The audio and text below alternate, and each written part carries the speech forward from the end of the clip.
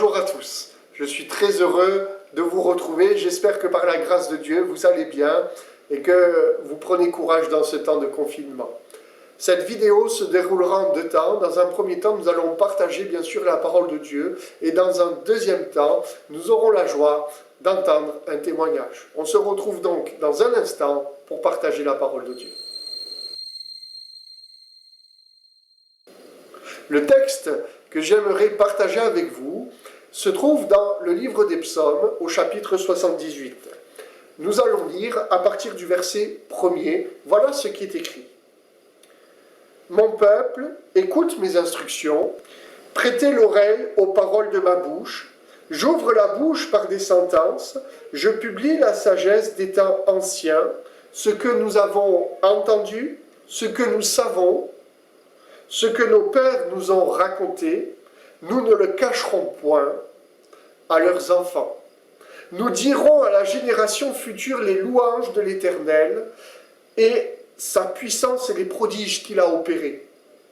Il a établi un témoignage en Jacob, il a mis une loi en Israël et il a ordonné à nos pères de l'enseigner à leurs enfants, pour qu'elle fût connue de la génération future, des enfants qui naîtraient, et que devenus grands, ils en parlassent à leurs enfants, afin qu'ils missent en Dieu leur confiance, qu'ils n'oubliassent pas les œuvres de Dieu, et qu'ils observent ses commandements.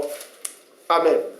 Avant de rentrer dans le vif du sujet, j'aimerais reprendre le contexte et avec vous comprendre que Dieu a toujours voulu que l'on parle de lui, que l'on témoigne. S'il a établi un témoignage en Juda pour son peuple, en Jacob, en Israël, c'est aussi le cas pour nous aujourd'hui. Dieu établit un témoignage dans notre vie et ses œuvres, ce qu'il a accompli, c'est notre devoir de le partager et de le raconter. Dans notre propre famille, à nos propres enfants, si bien sûr vous avez des enfants, mais autour de nous, pour que son témoignage puisse perdurer. Un des buts que Dieu poursuit dans ce psaume, c'est de mettre en avant ce qu'il a fait, d'une part, mais aussi d'autre part, il met en relief le cœur de son peuple élu.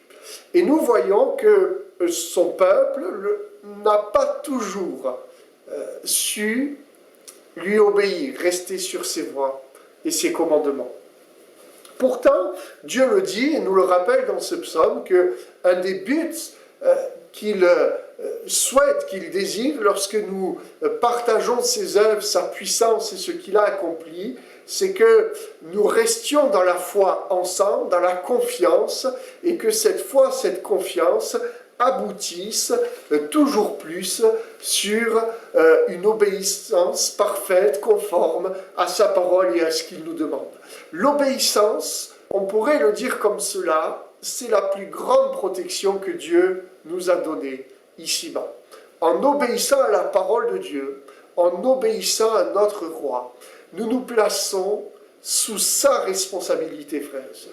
Et c'est cela qu'il est sans cesse important de comprendre, c'est que les commandements de Dieu ne sont pas pénibles, parce que Dieu nous donne des commandements, parce qu'au travers de ces commandements, il nous démontre son amour, et au travers de son amour, il nous démontre sa protection.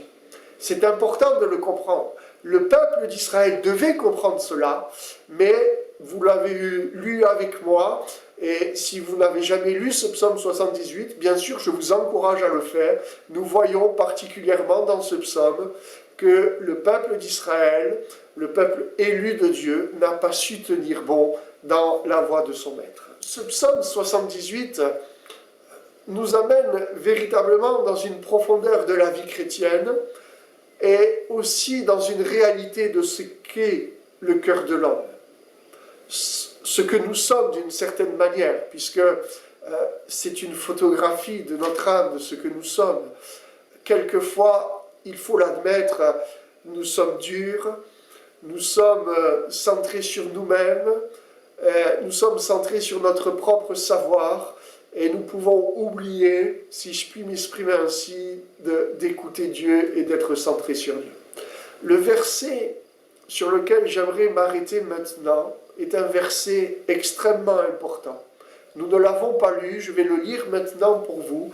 Il se trouve au verset 17, 18 et 19, mais c'est le verset 18 qui attirera notre attention. Voilà ce qui est écrit.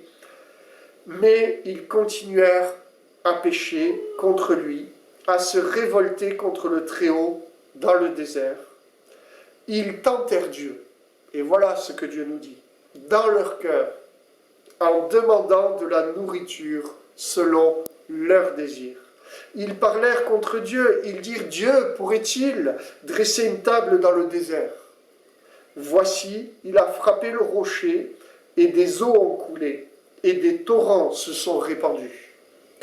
Pourra-t-il aussi donner du pain ou fournir de la viande à son peuple? Voilà le verset que j'aimerais qu'on médite ensemble, frères et sœurs. Verset 18. Ils tentèrent Dieu dans leur cœur, en demandant de la nourriture selon leurs désirs. Vous savez, le désert, puisque lorsqu'ils ont dit cela, lorsque Dieu a relevé cela, ils étaient dans le désert, nous parle sans cesse du lieu de l'épreuve, un endroit difficile, rude, qui nous pousse dans nos limites, dans nos retranchements, un endroit tellement éprouvant.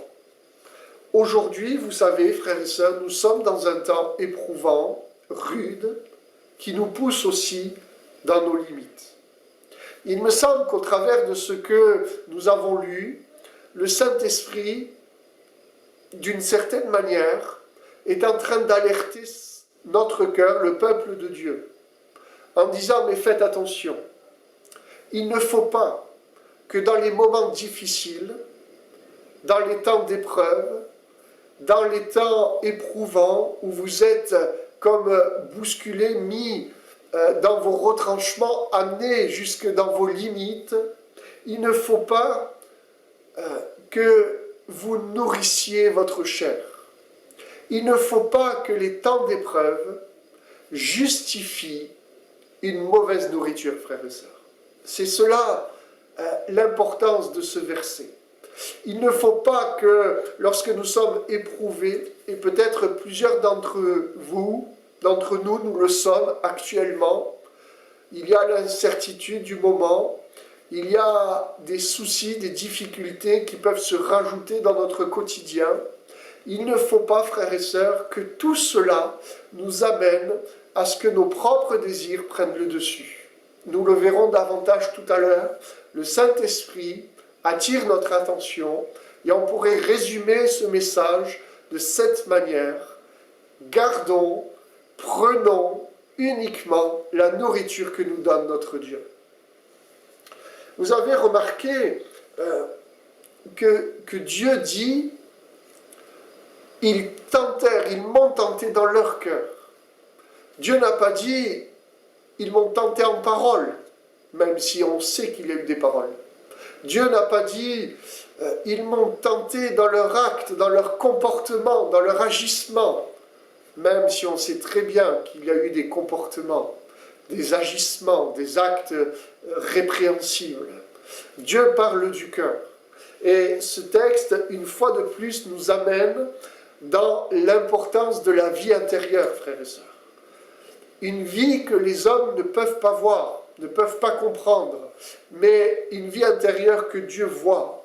Une vie intérieure qui est importante, car dans sa parole, Dieu nous amène à de nombreuses reprises à réfléchir sur notre cœur, à garder notre cœur, à veiller sur notre cœur, afin qu'il n'y ait pas de mauvaises pensées, de mauvaises actions qui puissent tirer leur origine dans notre cœur, mais que bien au contraire, notre cœur, basé, appuyé sur la parole de Dieu, puisse repousser tout cela et rester sur le bon chemin en ayant toujours cette bonne nourriture. Une fois de plus, Dieu met en avant la différence qu'il y a entre voir le miraculeux, vivre le spectaculaire, vivre des choses extraordinaires et le connaître lui personnellement. Le peuple avait vu des choses que bon nombre d'entre nous, on aimerait voir. Mais ce n'est pas cela qui les a amenés dans l'obéissance. Ce n'est pas cela qui les ont amenés à prendre sa nourriture et ne pas exiger leur propre nourriture selon leurs désirs. Frères et sœurs, nous devons comprendre que c'est la connaissance, la véritable connaissance qui n'est pas intellectuelle, mais qui est une connaissance de cœur, qui nous amène à tenir bon et à garder le cap dans notre vie chrétienne. Il y a une différence entre vivre le surnaturel et connaître les profondeurs de notre Dieu, connaître son cœur, connaître ce qu'il a à nous dire, le connaître lui personnellement. Car n'oublions pas, frères et sœurs, c'est de connaître Jésus-Christ qui nous affranchit. C'est de connaître la vérité qui nous affranchit.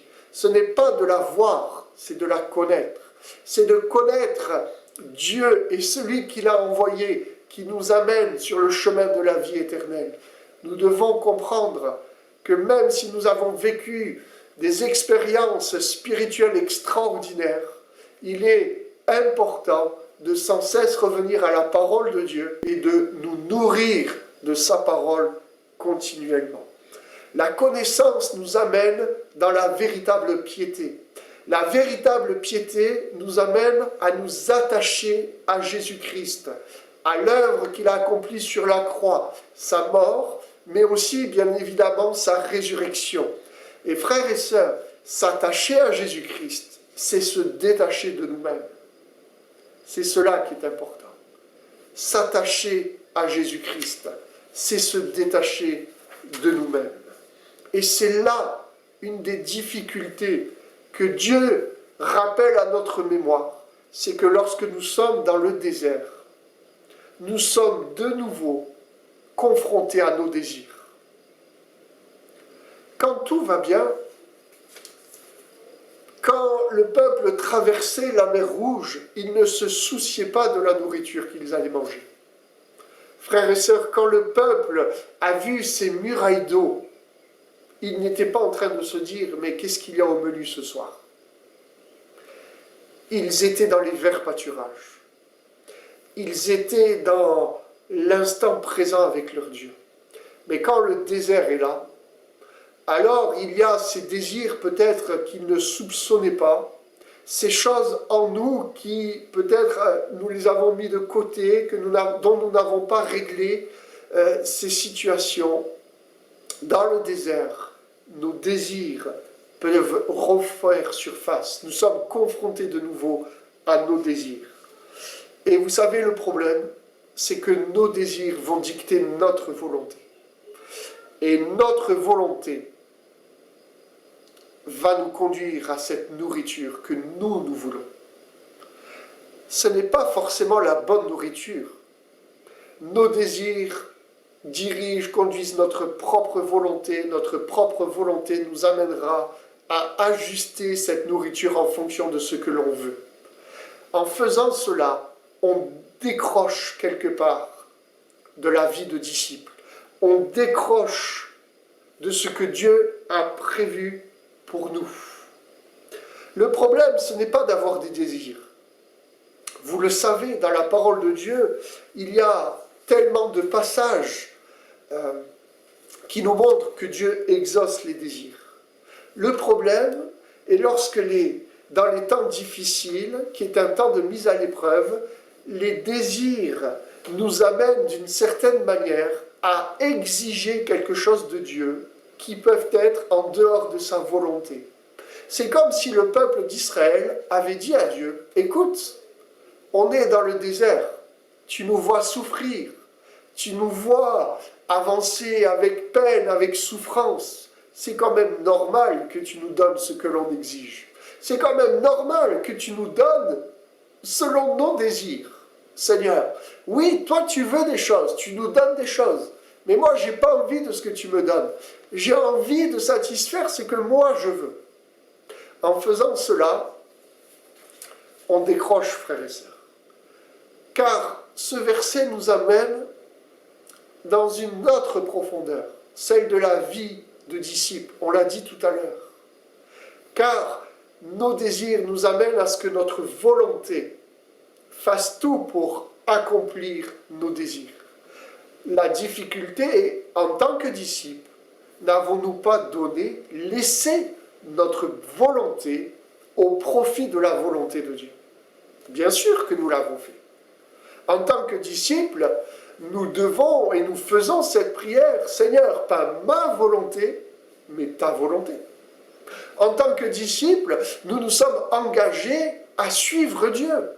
Et nous le savons, frères et sœurs, suivre Dieu, c'est lui obéir. Et lui obéir, c'est prendre sa nourriture. La sienne, et pas une autre. En acceptant de porter, de nous charger de notre croix jour après jour et de renoncer à nous-mêmes, nous avons fait cette prière, Seigneur, je te suivrai partout où tu iras. Mais il ne me semble pas que nous avions mis un astérix à cette phrase en disant « Seigneur, je te suivrai partout où tu iras, mais par contre, je choisirai moi le menu. Je choisirai ce que moi je vais manger. » Non, frères et sœurs, nous le savons, et j'aimerais vous encourager dans ces instants, dans les temps que nous vivons, peut-être dans l'épreuve que vous vivez, une épreuve qui dure, une épreuve particulière, auquel peut-être vous n'avez jamais été confronté auparavant. Ne laissons pas notre chair reprendre le trône de notre cœur. Ne laissons pas notre propre volonté nous dicter ce qui est bon pour nous et ce qui est mauvais pour nous. Nous devons à chaque instant nous remettre entre les mains de Dieu, nous placer sous son autorité en disant « Seigneur, pas ma volonté, ta volonté, pas ma nourriture selon mes désirs. Seigneur, ce dont j'ai besoin, c'est de ta nourriture. C'est que toi, tu me donnes ce qui est bon pour moi. C'est cela, frères et sœurs, qui fera la différence. Notre chair, bien-aimée, nous amènera sans cesse à dire que Dieu ne peut pas dresser une table dans le désert. C'est terrible de penser ça. Eux l'ont posé comme question, l'ont dit au fond de leur cœur. Frères et sœurs, laissez-moi vous rappeler cette grande réalité. C'est que dans tous les déserts de notre vie, de notre existence, Dieu est capable de dresser pour nous une table. Mais j'aimerais vous rappeler encore ici cette réalité, c'est que sur cette table qu'il dressera pour nous dans le désert, il ne mettra que sa nourriture, pas une nourriture étrangère, rien d'impur, que ce que lui veut, que ce qui est saint. Les frères et sœurs, nous devons veiller à la sainteté de Dieu dans ces moments que nous vivons. Nous devons veiller à ce que nous regardons. Peut-être ce moment, ce temps de confinement nous a amenés dans des retranchements que nous avions oubliés dans nos vies. Puis-je vous poser cette question, mon frère, ma sœur, que regardes-tu à la télévision? Que regardes-tu sur Internet? De quoi te nourris-tu depuis quelque temps maintenant? Viens-tu à la table que le Seigneur t'a dressée dans ce temps d'épreuve? Ou te diriges-tu vers une autre table? Prends-tu la nourriture que Dieu te donne jour après jour? Ou veux-tu une autre nourriture selon tes désirs? Après tout, ce texte nous amène dans ces réflexions. Et frères et sœurs, ces réflexions, ce sont des réflexions qui amènent la vie ou qui amènent la mort. Qu'est-ce que nous choisissons? Comment allons-nous réagir face à cette exhortation? Allons-nous dire, non Seigneur, j'ai trop souffert, il est normal que je prenne une autre nourriture? Ou allons-nous dire au Seigneur, non Seigneur, je m'engage une fois encore à venir à ta table pour prendre ce pain de vie. Jésus-Christ, j'ai besoin de toi, j'ai besoin de ta présence, j'ai besoin de ta nourriture, j'ai besoin de ce pain qui vient me redonner des forces. J'aimerais vous encourager, vous qui êtes en couple, peut-être c'est difficile, ce temps de confinement a peut-être fait ressortir quelques tensions, peut-être que vous vivez votre foi seul dans le couple. J'aimerais vous encourager à ne pas succomber à la tentation. Gardez la table du Seigneur, venez prendre cette nourriture du Seigneur, malgré tout, envers et contre tout. C'est ainsi que le Seigneur répandra sa bénédiction. Le Seigneur est capable encore aujourd'hui de répondre à ce qu'il y a au fond de notre cœur. J'aimerais encourager vous qui êtes seuls à la maison, célibataires, isolés peut-être de la famille, dans une attente incessante. La solitude peut peut-être vous peser. Et dans cette solitude, peut-être que vous êtes en train de vous dire, mais après tout, est-ce que Dieu peut me donner cette nourriture? Il y a d'autres tables qui sont là devant vous et la tentation est grande. Oh, j'aimerais vous encourager à refuser les tables de l'ennemi, cette nourriture du monde, cette nourriture malsaine pour que vous restiez dans la sainteté de Dieu. J'aimerais vous encourager, frères et sœurs. Dieu a dit dans sa parole qu'il honore celui qui l'honore. Dieu honore celui qui veut l'honorer. Choisir la nourriture de Dieu, frères et sœurs, c'est honorer Dieu. Quand personne nous voit, alors que nous sommes tentés, alors que tellement de nourriture, de choses viennent devant nous, lorsque nous choisissons de fermer la porte au monde, mais que nous choisissons Christ, nous honorons Dieu. Frères et sœurs, le pasteur ne le voit pas, les frères et sœurs ne le voient pas, mais Dieu le voit. De la même manière que Dieu avait vu dans le cœur de son peuple cet esprit de révolte, cet esprit qui a amené de tenter Dieu, Dieu voit dans nos cœurs ce désir de l'honorer. Dieu voit dans nos cœurs le désir de le glorifier. Dieu voit dans nos cœurs le désir de rester saints et purs face à tout ce qui nous est proposé. Et cela plaît au Seigneur, frères et sœurs. Dieu le voit et Dieu vous bénira. Dieu veut vous encourager, frères et sœurs. J'aimerais le faire aussi avec vous, tous les jours, en nous soutenant les uns et les autres dans la prière, en nous disant, il est bon de tenir bon, de rester sur le chemin que Dieu a prévu pour chacun d'entre nous. Parce que c'est là qu'est la bénédiction. C'est là que Dieu envoie son esprit. Frères et sœurs, j'aimerais vous encourager à reprendre la table du Seigneur, à reprendre la table de la prière, à reprendre la table de la lecture de la parole de Dieu, à reprendre la table de la louange. Mon frère, ma sœur, depuis combien de temps n'as-tu pas loué le Seigneur? Ce n'est pas toujours évident. Il y a tellement de choses qui viennent jour après jour. Mais j'aimerais que nous puissions prendre cette nourriture ensemble, de louer le Seigneur pour qui il est, pour sa fidélité, pour sa bonté, pour son amour. Que Dieu vous bénisse, frères et sœurs, qu'il vous encourage. On se retrouve dans un instant pour partager ce témoignage. À de suite.